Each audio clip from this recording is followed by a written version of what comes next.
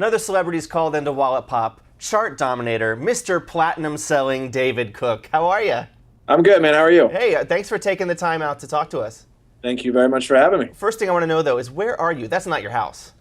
Man, this should be a pretty drab-looking house. I feel dude. sorry for you. Yeah, I'm actually I'm close to home. I'm in St. Louis, Missouri tonight. We're playing at the pageant here.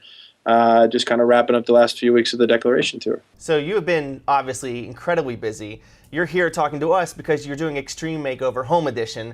I want to ask you, why was it important to you to do this show? I think just to do something that helps somebody else, something tangible. You know, I mean, to build a house that's pretty tangible. You know, for people that need a help, need a little bit of a boost. So it was cool, man. I really enjoyed it. And the family that you helped out really needed it. It looked to me like the house they were in had such a mold problem that it was making medical problems for one of their daughters even worse than they were when it started. Absolutely, yeah. And Corey's such an awesome person. You know, I think you spend 5 minutes with a girl and you can't help but feel like you can be doing more. Are you a handy guy? I mean, have you done this kind of thing before? You know, I've painted. I painted apartments for a little while after college, but but I'd never really dug in to drywall and stuff like that. So yeah, it was a good time though. I learned a little something too, which was nice. Are you ever going to be able to apply it to your own house? I mean, you've been away for like what, 9 months in 2009? Yeah, man. I hope so. That'd be nice, you know, to be able to hang my own drywall. But I imagine if I tried to do that, it would look awful. Yeah, but you could claim that you did it yourself. There's a little bit of a bragging right in that, you know? See that wall that's in the shape of a triangle? But I did that. 2 years ago, when you started this whole ride, were you in debt the way so many Americans are in debt?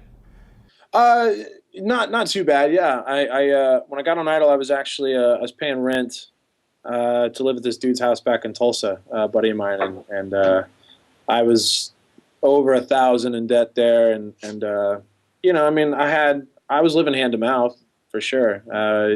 You get to the end of the month, and it's either rent or you're able to eat and fill up your car with gas so you can go to work. I think a lot of people make that choice every single week. Yeah, absolutely. And so to be on the other side of it now, I mean, obviously I've been really blessed the last couple of years, and I'm able to have a home and you know, have my own car and have a dog and all that stuff. And so yeah, I remember a quote from a friend of mine. They said, when your cup runneth over, stop pouring. And so I'm trying to do that.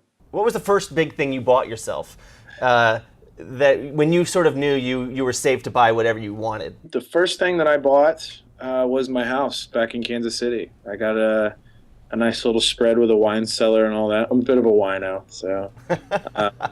But it was a trip, man. It was really scary. I just remember thinking like, oh crap, I'm buying a house. You know, like what am I doing? You still sort of felt like you were back, you know, when you were still trying to make it. Yeah. It took a little while to catch up. Yeah, I mean, it's funny. I don't feel any different than I did before all this. You know, I just have more resources, which is great.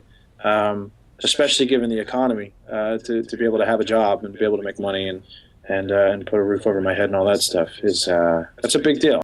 People like to see American Idol as this rags to riches type story. I was wondering if that perception of the show has colored the way people see you now.